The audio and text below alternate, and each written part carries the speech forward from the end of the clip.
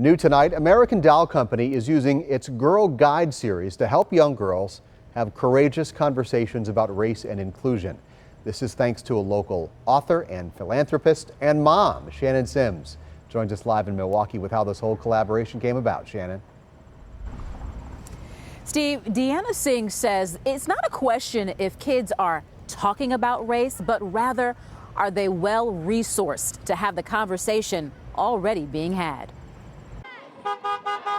After the death of George Floyd and the social justice protests that disrupted American life, Diana Singh recalls people reaching out to her and her husband asking, how do we talk to our children about race? So if you think they're too young, I have some different stories for you. One of the many dialogue sessions was heard by an editor at American Girl Doll Company.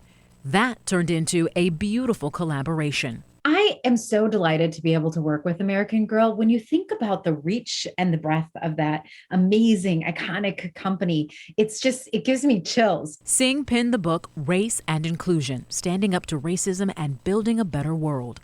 The book is part of American Doll's Girls Guide series. Singh believes it has the power to make a difference. The book is set up to be able to foster really positive conversations and also interaction with topics like race. We can't get away from this construct of race. We created it. It's here. It's impacting the way that we show up every day in the world. In the short time the book has been available on the Doll Company's site, Singh says the response has been positive from parents. I had a parent who said, you know what, my girls are actually beyond the age of, what the Girls Guide is set up for, but I bought both of them copies of this book. Singh believes the book has two goals: to inform and inspire. I want my kids to be able to look at the world and see a world that's very different than the one that we live in. Not one that's divisive, but one that really does truly allow for everybody to thrive.